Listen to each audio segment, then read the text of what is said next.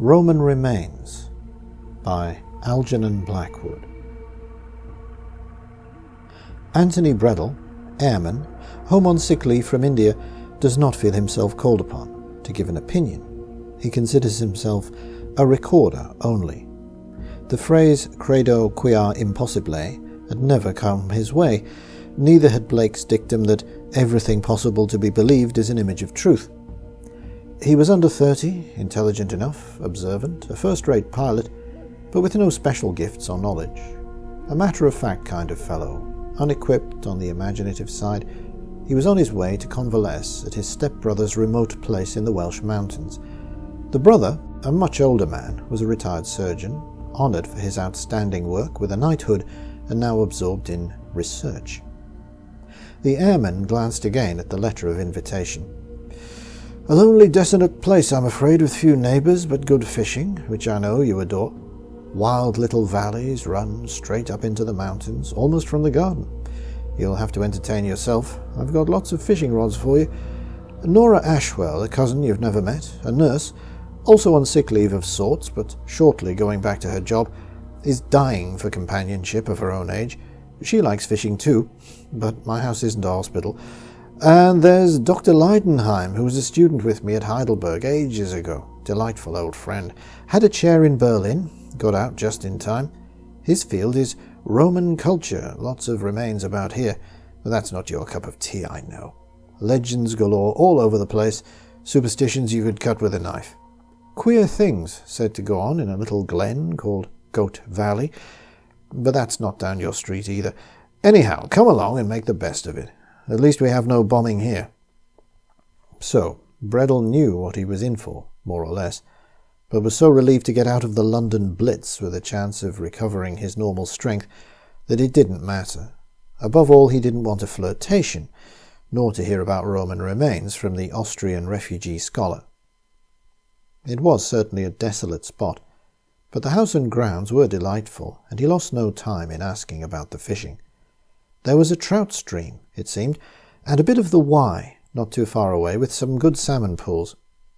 At the moment, as rain had swollen the Wye, the trout stream was the thing to go for, and before an early bed that night he'd made the acquaintance of the two others, Nora and Emil Leidenheim. He sized them up, as he called it. The latter, a charming old-fashioned man with considerable personality, cautious of speech, and no doubt very learned. But Nora, his cousin, by no means to his taste. Easy to look at, certainly, with a kind of hard, wild beauty, pleasant enough, too, if rather silent, yet with something about her he couldn't quite place, beyond that it was distasteful. She struck him as unkempt, untidy, self-centred, careless as to what impression she made on her company, her mind and thoughts elsewhere all the time. She'd been out walking that afternoon, yet came to their wartime supper still in shorts, a negligible matter, doubtless, though the three men had all done something by way of tidying up a bit. Her eyes and manner conveyed something he found baffling, as though she was always on the watch, listening, peering for something that was not there. Impersonal, too, as the devil. It seemed a foolish thing to say, but there was a hint in her atmosphere that made him feel uncomfortable, uneasy, almost gave him a touch of the creeps. The two older men, he fancied, left her rather alone. Outwardly, at any rate, all went normally enough, and a fishing trip was arranged for the following morning. "I hope you'll bring back something for the table," his brother commented, when she had gone up to bed. "Nora has never yet brought back a single fish. God knows what she does with herself, but I doubt if she goes to the stream at all." At which an enigmatic expression passed across Dr. Leidenheim's face, though he did not speak. "Where is this stream?" his brother asked. "Up that Goat Valley you said was queer or something? And what did you mean by queer?" "Oh, no, not Goat Valley," came the answer. "And as for queer, I didn't mean anything particular, just that the superstitious locals avoid it, even in the daytime. There's a bit of hysteria about, you know," he added. "These war days, especially in God-forsaken places like this." "God-forsaken is good," Dr. Leidenheim put in quietly, giving the airman an impression, somehow, that he could have said more but for his host's presence, while Breddle thought he would like to tap the old fellow's mind when he got the chance. And it was with that stressed epithet in his ears that he went up to his comfortable bedroom. But before he fell asleep, another impression registered as he lay on that indeterminate frontier between sleeping and waking. He carried it into sleep with him, though no dream followed. And it was this: there was something wrong in this house, something that did not emerge at first. It was concerned with the occupants, but it was due neither to his brother nor to the Austrian archaeologist. It was due to that strange, wild girl. Before sleep took him, he defined it to himself. Nora was under close observation the whole time by both of the older men. It was chiefly, however, Dr. Leidenheim who watched her. The following morning broke in such brilliant sunshine that fishing was out of the question, and when the airman got down to a late breakfast, he was distinctly relieved to hear that Nora was already out of the house. She, too, knew that clear skies were no good for trout. She'd left a verbal excuse and gone off by herself for a long walk. So Breddle announced that he would do the same. His choice was Goat Valley. He would take sandwiches and entertain himself. He got rough directions from Leidenheim, who mentioned that the ruins of an ancient temple to the god Silvanus at the end of the valley might interest him. "And you'll have the place to yourself," said his brother, laughingly, before disappearing into his sanctum, "unless you run across one of the young monsters, the only living things, apparently, that ever go there." "Monsters? What may you mean by that?" It was Dr. Leidenheim who explained the odd phrase. "Nothing," he said, "nothing at all. Your brother's a surgeon, remember. He still uses the words of his student days. He wants to scare you." The other, finding him for once communicative, pressed him with poor results.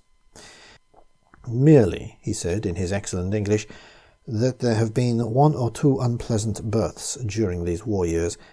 In my language, Missgeburt, we call them, due to the collective hysteria of these strange natives, probably."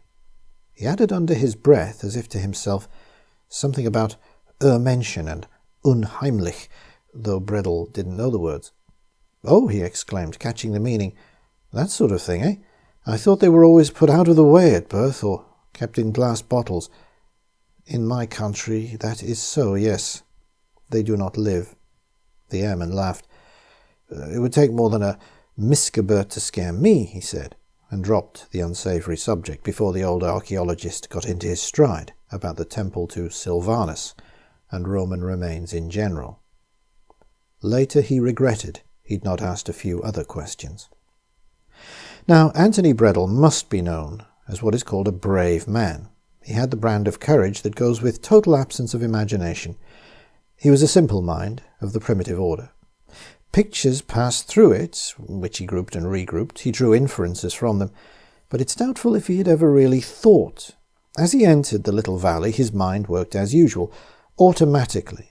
Pictures of his brother and the Austrian flitted across it, both old men idling through the evening of their day after reasonable success, the latter with a painful background of bitter sufferings under the Nazis. The chat about collective hysteria and the rest did not hold his interest. And Nora flitted through after them, a nurse maybe, but an odd fish assuredly, not his cup of tea in any case. A bit of a wildcat, he suspected, for all her quiet exterior in the house. If she lingered in his mind more vividly than the other two, it was because of that notion of the night before, that she was under observation. She was obviously up to something, never bringing in a fish, for instance, that strange look in her eyes, that decided feeling of repulsion she stirred in him. Then her picture faded too. His emotions of the moment were of enjoyment and carefree happiness. The bright sunny morning, the birds singing, the tiny stream pretending it was a noisy torrent, the fact that operations lay behind him, and weeks of freedom lay ahead, which reminded him that he was, after all, convalescing from recent fevers, and that he was walking a bit too fast for his strength.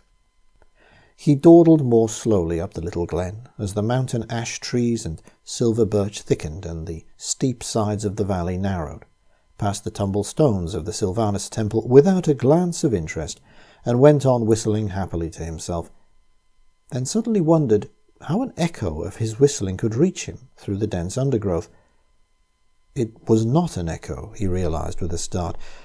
It was a different whistle, someone else, not very far away, someone following him possibly, Someone else, yes, was whistling. The realization disturbed him. He wanted, above all, to be alone. But for all that, he listened with a certain pleasure as he lay in a patch of sunshine, ate his lunch and smoked, for the tune, now growing fainter, had an enticing lilt, a haunting cadence, though it never once entered his mind that it was possibly a folk tune of sorts. It died away. At any rate, he no longer heard it. He stretched out in the patch of warm sunshine. He dozed. Probably he dropped off to sleep. Yes, he is certain he really must have slept, because when he opened his eyes he felt there'd been an interval. He lay now in shadow, for the sun had moved. But something else had moved too, while he was asleep. There was an alteration in his immediate landscape, restricted though that landscape was. The absurd notion then intruded that someone had been near him while he slept, watching him. It puzzled him. An uneasy emotion disturbed him. He sat up with a start and looked about him. No wind stirred, not a leaf moved, nor was there any sound but the prattle of the little stream some distance away. A vague disquiet deepened in him. Then he cupped his ears to listen, for at this precise moment the whistling became audible again with the same queer, haunting lilt in it, and he stiffened. This stiffening, at any rate, he recognized, this sudden tautening of the nerves he'd experienced before when flying. He knew precisely that it came as a prelude to danger. It was the automatic preparation made by body and mind to meet danger. It was fear. But why fear in this smiling, innocent woodland? And that no hint of explanation came made it worse. A nameless fear could not be met and dealt with. It could bring in its wake a worse thing, terror.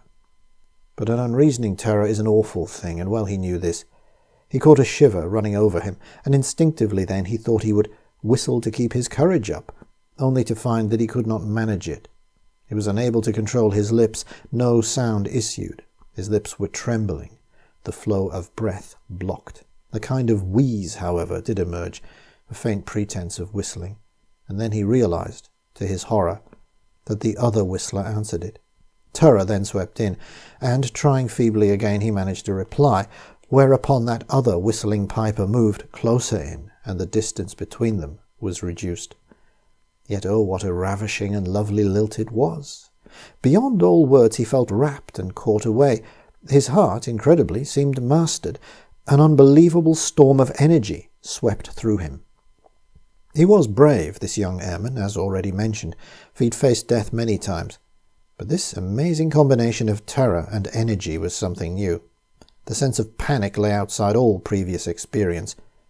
Genuine panic terror is a rare thing.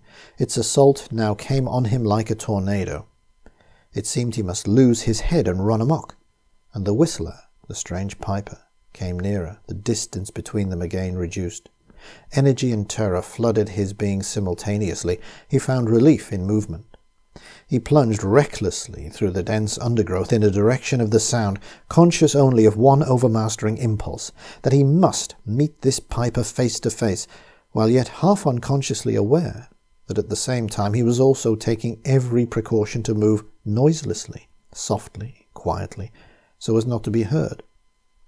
This strange contradiction came back to memory long afterwards, hinting possibly at some remnant of resisting power that saved him from an unutterable disaster. His reward was the last thing in the world he anticipated. That he was in an abnormal condition utterly beyond his comprehension, there can be no doubt. But that what he now witnessed registered with complete and positive clarity lay beyond all question. A figure caught his eye through the screen of leaves, a moving, more a dancing figure, as he stood stock still and stared at Nora Ashwell. She was perhaps a dozen yards away, obviously unaware of his presence, her clothes in such disorder that she seemed half naked, hatless, with flowers in her loosened hair, her face radiant, arms and legs gesticulating in a wild dance, her body flung from side to side, but gracefully, a pipe of sorts in one hand that at that moment went to her lips to blow the now familiar air. She was moving in the direction away from where he stood concealed, but he saw enough to realize that he was watching a young girl in what is known as ecstasy, an ecstasy of love. He stood motionless, staring at the amazing spectacle. A girl beside herself with love. Love, yes, assuredly, but not of the kind his life had so far known about. A lover, certainly. The banal explanation of her conduct flashed through his bewilderment, but not a lover of ordinary sort. And as he stared, afraid to move a step, he was aware that this flood of energy, this lust for intense living that drove her, was at work in him too. The frontiers of his normal self, his ordinary world, were trembling. Any moment there might come collapse, and he, too, would run amok with panic joy and terror. He watched as the figure disappeared behind denser foliage, faded, then was gone, and that he stood there alone, dominated suddenly by one overmastering purpose, that he must escape from this awful yet enticing valley before it was too late. How he contrived it, he hardly remembers. It was in literal panic that he raced and stumbled along, driven by a sense of terror wholly new to his experience. There was no feeling of being followed, nor of any definite threat of a personal kind. He was conscious more of some power, as of the animal kingdom, primitive, powerful, menacing, that assaulted his status as a human being. A panic, indeed, of pagan origin. He reached the house towards sunset. There was an interval of struggle to return to his normal self, during which, he thanked heaven, he met no member of the household. At supper, indeed, things seemed as usual. He asked and answered questions about his expedition without hesitation, if aware all the time, perhaps, that Dr. Leidenheim observed him somewhat closely, as he observed Nora too.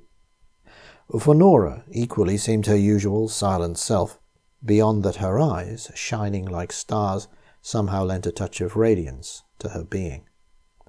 She spoke little. She never betrayed herself, and it was only when later Bredel found himself alone with Dr. Leidenheim for a moment before bedtime that the urgent feeling that he must tell someone about his experiences persuaded him to give a stammering account. He could not talk to his brother, but to a stranger it was just possible. And it brought a measure of relief, though Leidenheim was laconic and even mysterious in his comments.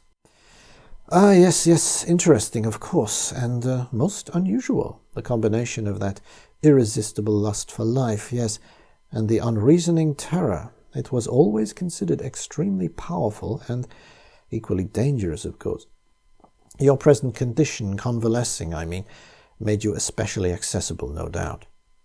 But the airman could not follow this kind of talk. After listening for a bit, he made to go up to bed, too exhausted to think about it.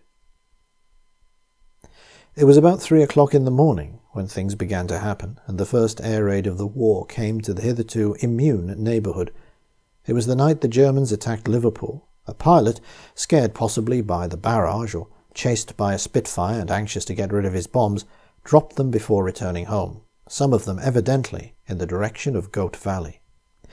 The 3 men gathered in the hall counted the bursts and estimated a stick had fallen up that way somewhere, and it was while discussing this that the absence of Nora Ashwell was first noticed. It was Dr. Leidenheim, after a whispered exchange with his host, who went quickly up to her bedroom, and getting no answer to their summons, burst open the locked door to find the room empty. The bed had not been slept in. A sofa had been dragged to the open window, where a rope of knotted sheets hung down to the lawn below. The 2 brothers hurried out of the house at once, joined, after a slight delay, by Dr. Leidenheim, who had brought a couple of garden spades with him, but made no comment by way of explaining why he did so.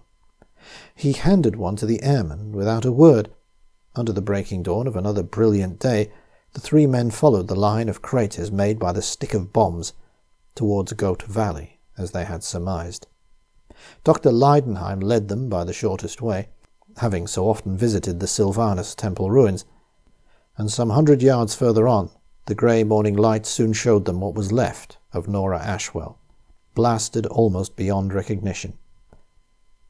They found something else as well, dead, but hardly at all injured. It must be buried," whispered Dr. Leidenheim, and started to dig a hole, signing to the airman to help him with the second spade. "Burnt first, I think," said the surgeon, and they all agreed. The airman, as he collected wood and helped dig the hole, felt slightly sick. The sun was up when they reached the house, invaded the still deserted kitchen, and made coffee. There were duties to be attended to presently, but there was little talk, and the surgeon soon retired to his study sofa for a nap. "Come to my room for a moment, if you will," Dr. Leidenheim proposed to the young airman. "There's something I'd like to read to you. It would perhaps interest you." Up in the room he took a book from his shelves. "The Travels and Observations of an Old Greek," he explained. "Notes of things he witnessed in his wanderings. Pausanias, you know. I'll translate an incident he mentions. It is said that one of these beings was brought to Sulla as that general returned from Thessaly. The monster had been surprised asleep in a cave, but his voice was inarticulate. When brought into the presence of Sylla, the Roman general, he was so disgusted that he ordered it to be instantly removed. The monster answered in every degree to the description which poets and painters have given of it." "Oh, yes," said the airman, "and what was it supposed to be, this monster?" "A satire, of course," replied Dr. Leidenheim, as he replaced the volume without further comment, except the muttered words, "one of the retinue of Pan."